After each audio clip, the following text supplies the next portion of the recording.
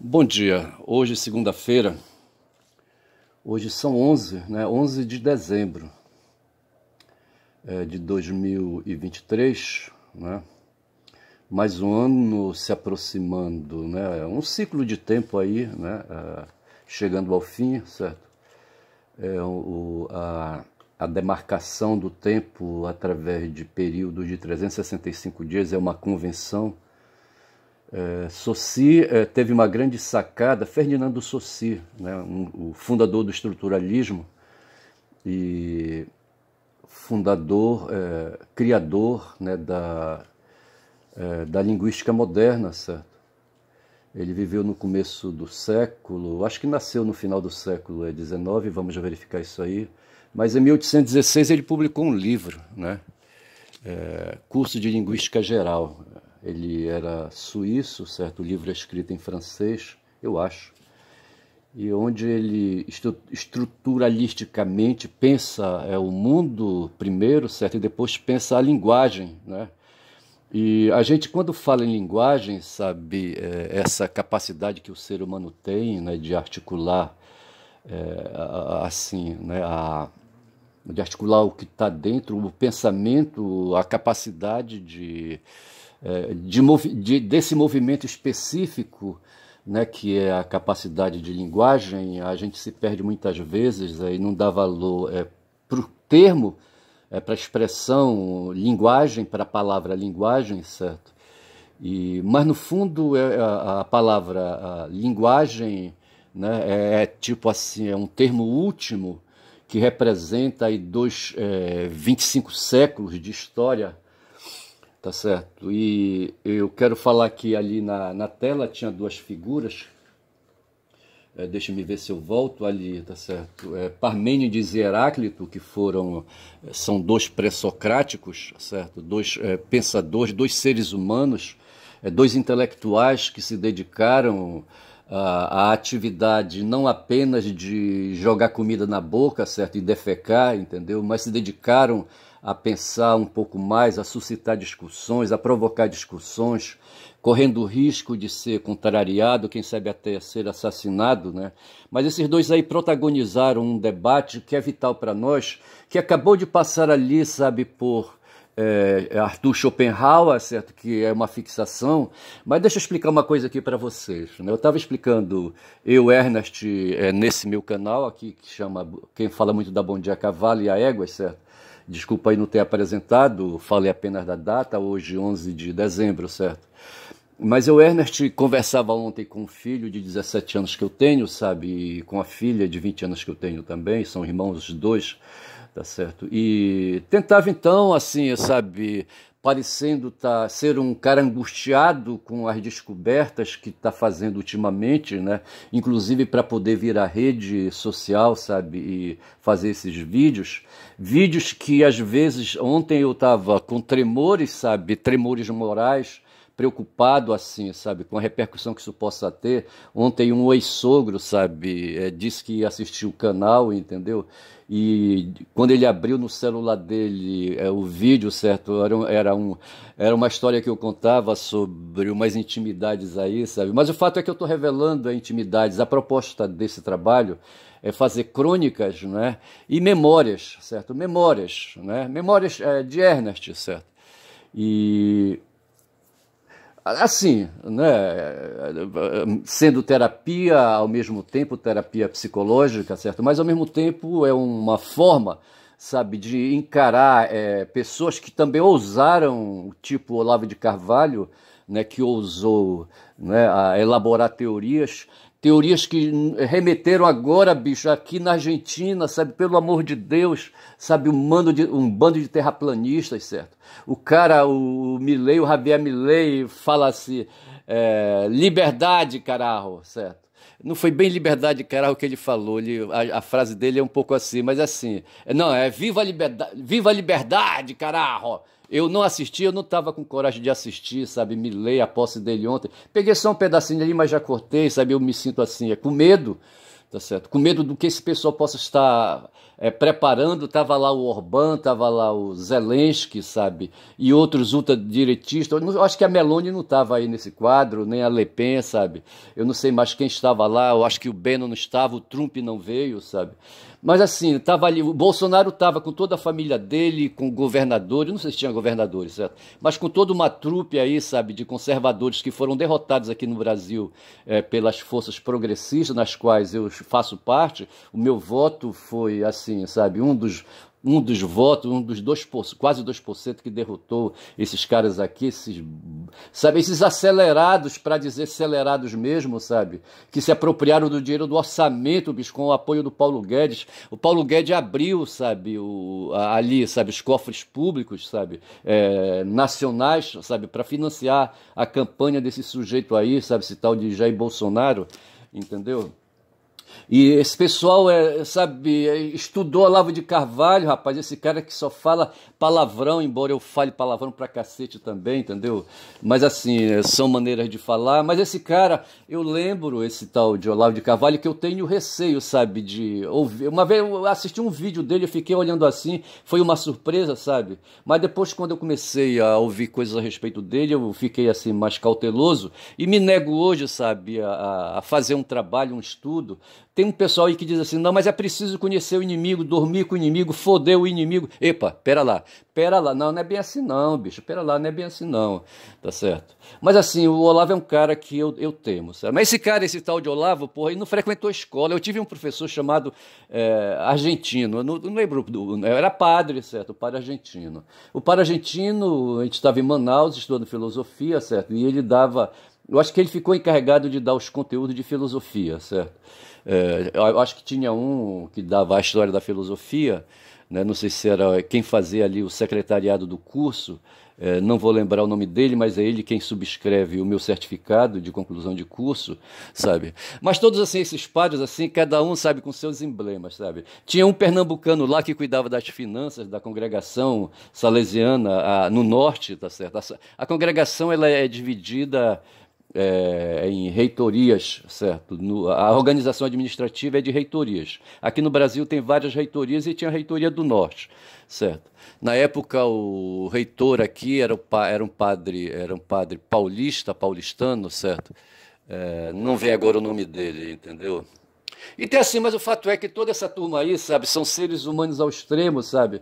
Humanos, perdidamente humanos. Eu quero me lembrar da frase, né, do Nietzsche, certo? Demasiadamente humanos, entendeu? Sabe? Cada um cheio de suas mazelas. É por isso que eu estou revelando assim, certo? Certas intimidades, entendeu? Porque eu quero me pôr no mundo dos humanos, que eu não quero ficar no lado dos santos, eu quero ficar no lado dos não santos, tá certo?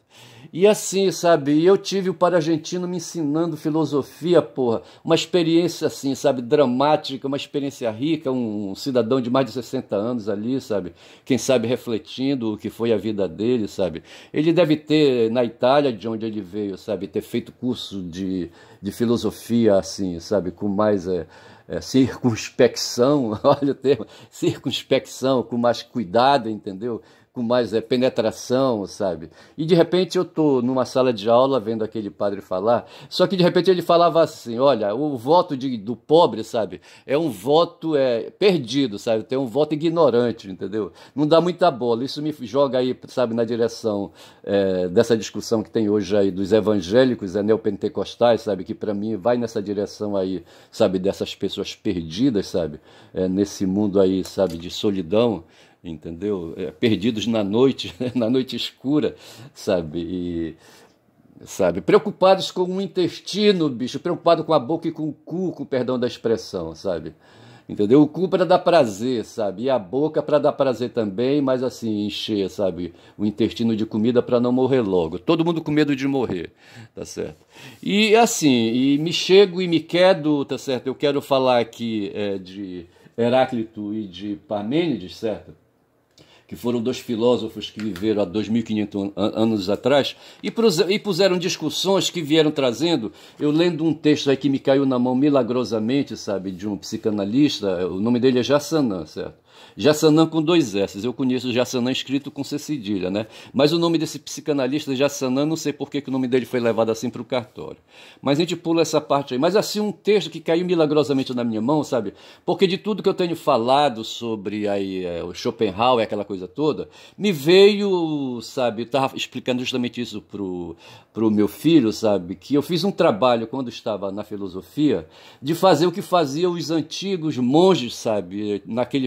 Como aqueles do filme O Nome da Rosa, sabe? Que se dedicavam lá no meio das montanhas, perdidos, sabe? Ali tentando salvar o corpo deles, entendeu? Porque a alma não valia nada, eles estavam preocupados só em comer e se alimentar, tirando da boca dos moradores da gleba, sabe, 20% da produção, sabe, que os caras não eram donos da terra, os donos da terra eram os donos dos mosteiros, terras de mosteiros que eram dadas pelos reis, sabe, como como um legado que se dava, né, para os filhos do rei que eram, sabe, internados lá nesses monastérios, entendeu? Porque não podiam ficar concorrendo na coroa com o primogênito. E eles recebiam, então, a palavra não é legado, é uma outra palavra, sabe? É uma doação que eles faziam para o monastério para garantir ali a manutenção daquele filho da coroa, sabe? Daquele filho ali sendo deserdado para não causar transtorno na vida de quem viria a ser rei depois, tá certo? E o monastério era cheio dessas pessoas, e um dos ofícios dos monges era justamente fazer cópia, bicho. Eles eram copistas, tá certo? E eu, num certo momento na minha vida, fazendo filosofia em Manaus, em 73, 74, fui um copista, um monge copista, certo? Onde eu usava uma máquina de datilografia, certo? Um livro de história, sabe? E de história da filosofia, um extenso, uma plataforma onde a gente digitava, né, o texto, tá certo? E depois essa plataforma levada a uma... Depois eu vou ver o nome, como é que se chama. Esse extenso era levada a uma máquina, sabe? E ali se fazia reprodução, tirava cópias, porque naquela época talvez a Xerox já existisse, certo? A máquina de fotocópia à base de calor já existisse, certo? Mas eu usava o mimeógrafo, é esse na máquina que a gente usava, sabe? Pegava o stencil, enfiava no mimeógrafo e manualmente reproduzia cópias. Eu era o cara que fazia isso, eu digitava e reproduzia, certo? Cópias dos textos para cerca de 12 seminaristas, 12 clérigos, certo? E eu creio que esse trabalho de contato, esse trabalho assim, né, de contato, de conteúdo, sabe, introjetou na minha memória. E agora, quando eu faço esses vídeos, estou me servindo desse armazenamento aí de informações sobre filosofia, que me está sendo muito útil. E uns nomes que me ficaram na cabeça, sabe, da filosofia moderna foi Kant, evidentemente. Atrás de Kant tem o Leibniz, e tem aí o Bacon, sei lá mais quem, etc e tal, entendeu? Aí tem depois de Kant, aparece o Schopenhauer, certo? E para mim o Schopenhauer, ele é divisor de água, tá certo? Ele é divisor de água. Da mesma forma como Sócrates foi divisor de águas, tá certo? O próprio Kant foi divisor de águas. Schopenhauer, para mim, numa leitura que eu fiz aí do Jaçanã, certo? É também um divisor de águas, entendeu? Tem os que vieram antes dele, tá certo? Schopenhauer, tá certo? E os que vieram depois de Schopenhauer, tá certo? Entre esses que vieram depois tem o próprio Nietzsche, certo? E o próprio Heidegger, que eu tenho comentado aqui nos meus vídeos, tá certo? Então, assim, o meu trabalho está girando em torno disso. Hoje eu quero falar um pouquinho de Parmênides e de Heráclito, porque para mim tudo começou lá. Inclusive, falando de Nietzsche, falando de Heidegger, falarei do Freud, mas falarei também de Marx, que também, sabe, é um divisor, certo? É um elemento, sabe, desses todos que eu falei, o mais produtivo para mim, tá certo? O Marx, né, que produz aí lições dentro de um movimento dinâmico, dialético, tá certo? Um movimento dialético, mais do que de diálogo, o dialético que quer traduzir movimento bebido em Hegel e bebido lá no Heráclito, tá certo? Eu anotei aqui umas coisas a respeito de prancheado. Aqui na Amazônia, lá no Xingu, tá certo? Ernest Kumestre ali, sabe, navegando ali pelo Xingu, no entorno de Altamira, se desenvolvia a expressão prancheado. O prancheado é o seguinte, certo? A região ali os rios da Amazônia são rios de corredeiras, não de cachoeiras também, mas mais de corredeiras. A cachoeira é aquele desnível alto, sabe? A água caindo aí de 10, 12, 15, 20 metros de altura, certo? Mas na região aqui o que se tem são as corredeiras, porque a água do rio, principalmente no verão, sabe? A água sempre tem força, bicho. Ela é secreta, entendeu? Silenciosa, mas a água do rio tá marchando o tempo todo, sabe? Percorrendo os meandros, os caminhos, sabe? As veredas, né? E aqui a gente lembra Grande Sertão Veredas, tá certo? Mas a água, ela percorre meandros, tá certo? Ela vai descendo, ela vem de cima para baixo, tá certo? E quando ela vem do Mato Grosso, passa por Altamira, sabe? E vai descendo na direção do Amazonas, que depois vai em direção do oceano, tá certo? E quando, numa corredeira, tá certo? E lá no Xingu, onde eu estava, sabe? Tinha muitas corredeiras, tinha a corredeira dos araras, em seguida havia a corredeira, a corredeira, aí o nome não vem, tá certo? Ô, rapaz, corredeira, tá certo? Sim, a jabota e o jabuti, tá certo? A jabota abaixo e o jabuti mais acima, não sei. Mas aí tem assim, sabe, a mística, né, do casal jabota e jabuti. Quando se examina a fêmea, a jabota, sabe? O peito dela é liso, mas já o peito do jabuti é afundado, sabe? Ele é côncavo, entendeu? E o pai de Ernest dizia, sabe, que quando os jabutis estavam acavalando, entre aspas, esse era o termo que ele queria dizer, que ele usava, mas na verdade ele queria dizer acasalando, quando eles estavam fodendo, entendeu? Jabota e jabuti por cima, jabota por baixo, entendeu? E geneticamente isso foi se condicionando, esse movimento foi se repetindo, o jabuti ficou com a carcaça afundada, certo? De tanto fazer aquele movimento para pegar a jabota, entendeu? E quando eles estão na mata, sabe, fazendo sexo, rapaz, isso que é uma quebradeira de ossos do cacete, entendeu? Mas tem essas coisas aí. E lá no Rio Xingu tem duas corredeiras, a jabota e o jabuti, certo? A jabota embaixo e o jabuti acima, e não é por acaso que é assim, certo? Ali é como se é um topônimo se referindo a uma foda, entendeu? A foda do jabuti com a jabota. E logo mais em cima está a corredeira do espelho, e logo mais em cima está a corredeira do porcão. A corredeira do porcão ficou fora do meu alcance, mas do jabuti para baixo eu dominava, entendeu? Então é assim, o barco quando vai subindo o rio, sabe, quando chega no trecho de corredeira, ele geme, certo? Ele geme, sabe? Ele fica correndo para lá e para cá. A voadeira não, a voadeira, como ela vai tocando pouco a superfície da água, ela passa reta, entendeu? E tá resolvido. Mas os outros barcos, os reboques, como a gente diz, sabe? As outras embarcações, inclusive as embarcações grandes, sabe? Quando chega na corredeira, ela topa, sabe? Aí, sabe, tudo para, aí ela toma fôlego, o motor toma fôlego, sabe? Para ir ali cortando devagar, procurando ali, sabe? Os meandros, sabe? Se escondendo atrás de uma pedra ou de outra, entendeu? E muitas vezes, quando ela resolve encarar, sabe, a língua da água, entendeu? Ela vai para cima, mas não consegue, bicho. O que é que ela faz? O piloto deixa ali manobrando, sabe? Vem deixando, né, o barco descendo, sabe? Aí de repente ele vira à esquerda ou à direita, conforme ali a manobra, faz uma manobra, vai lá embaixo e vem de novo, certo? E vem de novo e tentando pegar velocidade, sabe?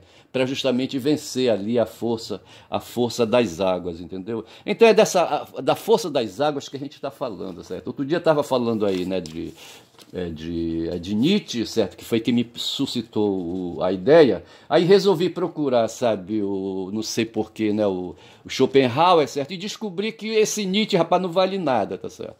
Ele se apropria totalmente, rapaz, das ideias de Schopenhauer, bicho. Ele com 20 anos conheceu a obra, né, o mundo como vontade e representação, sabe, e outros livros aí de Schopenhauer, entendeu? E leu e fez anotações, sabe, e se apropriou do conceito de Willens Urmacht, certo? A vontade como poder, sabe, entendeu? E assim, sabe, na mão grande, entendeu? Mas na verdade quem discutiu, sabe, o poder da vontade, quem descobriu a vontade como um ente, como, sabe, uma categoria decisiva no pensamento, na organização do pensamento, e esse ser poderoso no corpo do ser humano foi o Schopenhauer, bicho, tá certo? Só que eu estou achando No livro do Jassanã diz assim que Schopenhauer, sabe, viveu num momento de transição do século XVIII para o século XIX. Ele nasceu no século XVIII, certo? E se tornou adulto e começou a pensar, e quando resolveu produzir pensamento, provavelmente ele se alinhou ao pensar, a linha de pensamento de 2.500 anos atrás dele, sabe, que era o pensamento de Heráclito, de Heráclito contra Parmênides, entendeu? Onde claramente fica dito aí, sabe, quando ele imagina a vontade como uma bomba, sabe, uma bomba de nitrogênio, certo, que explode, uma bomba, sabe, que é energia pura, entendeu? Energia é movimento, bicho, o que é isso? Energia é movimento. E vai buscar o Heráclito lá atrás, tá certo? E deixa do outro lado o Parmênides, entendeu? Marx também foi em Heráclito, certo? E para mim hoje está bem claro, sabe? Então, no Jassanã eu anotei que Schopenhauer, certo? Vive o momento da transição, tá certo? Da transição do pensamento que para mim se enquadra com o pensamento de Parmênides, tá certo? Que vigorou ali entre os românticos, inclusive, tá certo? E Hegel, e Fichte, e Schelling, entendeu? E vem que vem, sabe? Só que o Schopenhauer se posicionou da outra banda, do outro lado do rio, sabe? E aí começou a coisa, sabe? E o Parmênides professava a fé no estático, entendeu? No ser em si, entendeu? E já Schopenhauer, pelo que eu estou observando, vai contemplar o ser em si, mas o ser em si em movimento, sabe? Falando de forças, tá certo? O Marx vai falar de estrutura, de força, de relações de forças, tá certo? De correlação de forças dependentes, entendeu? Então, nesse momento, eu creio que um e outro se alinham e eu vou querer pegar esse gancho aí mais adiante, tá certo? Mas é assim, eu achei legal isso. Mas eu queria aproveitar aqui para fazer um acréscimo, certo? Quando eu falei dos militares, né? E disse que aqui o golpe, em 18 houve um golpe que começou a ser arquitetado em 2013, certo? Vindo de fora, tá certo? Com forças da CIA, com forças dos Estados Unidos, tá certo? Com forças do Obama, do Barack Obama, entendeu? Da CIA penetrando na Petrobras, sabe? No escritório da Petrobras, na sede da Petrobras, e se apropriando ali, sabe? De documentos, de HDs, bicho. Os caras da CIA se apropriaram de HDs da Petrobras, sabe? Aí entrou o Moro na discussão, entendeu? Aí nós estávamos ali de 2013 para frente, sabe? E a Dilma era a presidente, entendeu? E ela foi derrubada, sabe? E esse movimento de derrubação da Dilma teve a mão dos militares, sabe? Teve a mão dos militares, eles vinham se escondendo o tempo todo. Dentro das forças militares tem um grupo, tem uma corrente fundada por um tal de Silvio Frota, um general que foi assessor do Geisel, entendeu? Que foi um presidente ditador na época, né, na ditadura militar, tá certo? E o Geisel estava disposto a entregar para os civis o poder político de novo, devolver o poder político golpeado, certo? E o Silvio Frota não queria, bicho, ele queria que continuasse, sabe, era contra a devolução do poder civil, né, aos civis, tá certo? Do poder político aos civis, tá certo? E esse cara criou uma dissidência dentro das Forças Armadas e essa dissidência se fez presente através de todos esses caras que eu falei aqui, bicho, sabe? O Eduardo Vilas Boas foi um deles, tá certo? Mas tinha o Augusto Heleno, tá certo? No meio desses putos aí, entendeu? E tinha o Walter Braga Neto, tá certo? E tinha o Etchegói, todo esse pessoal aí e outros aí, sabe? Que deixaram os derrotados de 22, sabe? Os derrotados de 22 na porta dos quartéis, sabe? Pedindo a intervenção militar. Eram dissidentes aí, sabe? Dentro da corrente aí que Silvio Frota iniciou, tá certo? E é isso aí, tá certo? E lembro que é basicamente isso. E por fim, mas eu creio que talvez eu deva aqui encerrar, né, esse vídeo, tá certo? Porque eu acho que eu afundei demais. Eu vou deixar o resto para falar depois, tá certo? Quero lembrar que meu nome é Ernest, esse meu canal tem o nome de quem fala muito da Bom Dia a Cavalo, porque é uma ironia, não estou ofendendo aqui ninguém, não quero ofender ninguém, tá certo? Mas assim, Olavo de Carvalho foi um cara que falou muito, deu bom dia a cavalo, sabe? E a éguas, entendeu? Só que os meus cavalos eu quero que sejam outros cavalos, tá certo?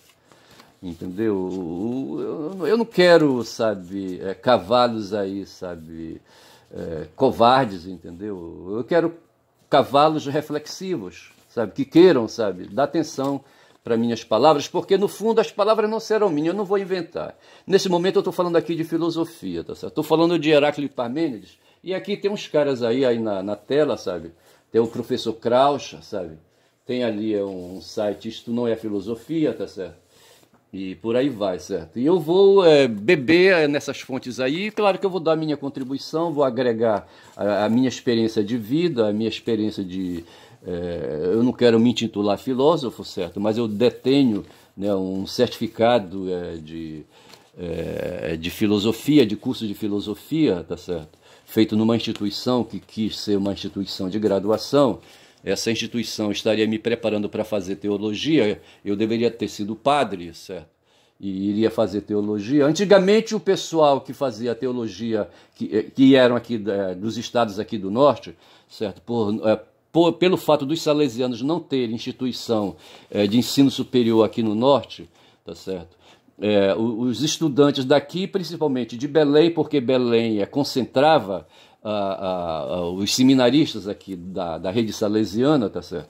Lá em Ananindeua, aqui uma cidade perto de Belém, a poucos quilômetros ali, é meia hora de ônibus. Hoje a gente não pode nem falar meia hora de ônibus, certo? Mas eu acho que está a uns 30, 40 quilômetros talvez ali, não sei se dá tudo isso, tá certo? É uma cidade que tem aqui perto de Belém, Ananindeua, certo?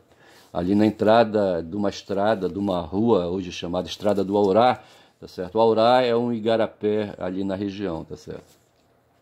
E para esse seminário ali, em tempos, eu não sei até quanto tempo durou, eu saí desse seminário em 71, tá certo? Eu não sei se esse seminário chegou até 75, chegou a 80, eu não lembro, sabe? Qual foi a última turma, entendeu? Mas eu sei que antes da minha turma, os seminaristas que concluíam o ensino ginasial, sabe, iriam fazer noviciado fora do Pará, tá certo? Normalmente eles iam para São João del Rei ou para São Paulo. Em São João, em Minas Gerais, era São João del Rei, e em São Paulo era a cidade de Lapa, entendeu? Lá tinha escolas de ensino superior, de filosofia, letras e artes, e para lá iam os seminaristas para fazer o noviciado e em seguida fazer filosofia, tá certo?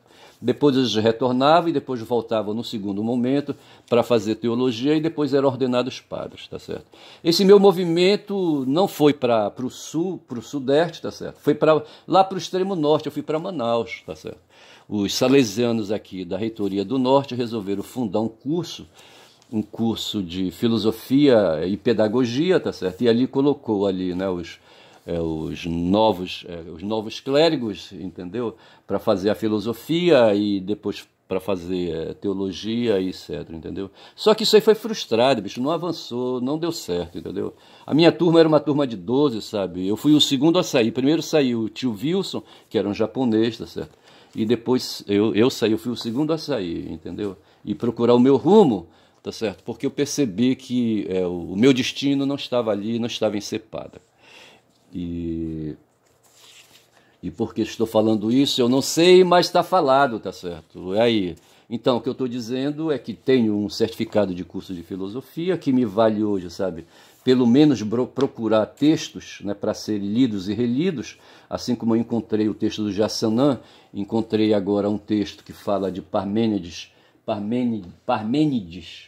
e Heráclito, tá certo? Que eu devo explorar amanhã, tá certo? Para justamente consolidar um rumo para a gente poder compreender o que é que se passa conosco hoje, o que é que se passa no Brasil, por que aqueles filhos da putas foram lá para a Argentina, sabe? Filhos da puta brasileiros, aí esse pessoal da extrema-direita, seguidores de Olavo, olavistas, certo? Olavistas de Carvalho, foram lá para a Argentina, para a posse do Milei e fazerem festa lá, tá certo? E eles vão voltar para cá, sabe, e vão infernizar a vida da gente com os neopentecostais aí, sabe, ameaçando aí com os 40% que são os pentecostais hoje no Brasil, sabe, de eleger a Michele Bolsonaro, tá certo? essa mulher aí ordinária que quer ser presidente, eu não sei como ela vai conseguir isso, mas o fato é que ela tem o apoio aí do Silas Malafaia, tem o apoio do Edir Macedo, tem o apoio do Steve Bannon, tem apoio das igrejas neopentecostais dos Estados Unidos, certo? Vai ver que tem apoio até dos sionistas de Israel, entendeu? Que financiam com dinheiro, tá certo? O Bannon deve estar por trás disso, o Trump. Enfim, tá certo? Tem todo aí, sabe, uma contramarcha da história, sabe, vinda em nossa direção. E o meu desespero talvez seja esse. Eu quero falar, quero denunciar, mas para isso eu preciso ter fundamento. Eu não vou fazer aqui discurso gratuito, sabe? Não vou falar emitir apenas opinião, como se queixava Heráclito, digo, o Parmênides se queixava. Não. A opinião não vale, bicho, a opinião não vale. O que vale é a substância, tá certo? Né? A opinião que ele chama do senso comum, tá certo? O filho da puta do Olavo de Carvalho ficou no senso comum. Ele pegava um texto, ele próprio interpretava com os recursos que ele tinha. Eu não, bicho, eu estou usando aqui os recursos que eu adquiri com o padre argentino. De alguma maneira, essa coisa ficou encravada no meu cérebro, os ensinamentos dele, certo? E que agora, nesse momento que eu faço esses vídeos e apelo para a filosofia, o argentino, o espírito dele está me socorrendo.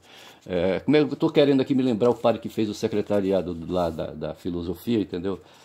Mas agora não vem. Mas eu lembro depois, tá bom? Então é isso. Bom dia nesta segunda-feira, tá certo? Augúrios bons, né, para quem vai assistir esse vídeo, tá certo? E para os que não vão assistir, não tem problema nenhum, certo? Esse vídeo ele vai possuir metalurgia, vai possuir magnetismo, sabe, para contaminar, sabe, é uma coisa positiva, é uma coisa que vai irradiar e vai impregnar as mentes, fazer que nem fez um monolito que nunca existiu, sabe, em Júpiter. Eu não sei como é que esse monolito, sabe, veio afetar os gorilões aqui na pré-história aqui, sabe, os nossos ancestrais. Eu não sei como é que foi isso aí. Mas é isso aí, bom dia a todos. Se inscrevam no canal, sabe, dê um like aí se quiserem, mas se não quiserem não tem problema não, eu vou continuar fazendo até quando o YouTube permitir, tá certo? Bom dia a todos.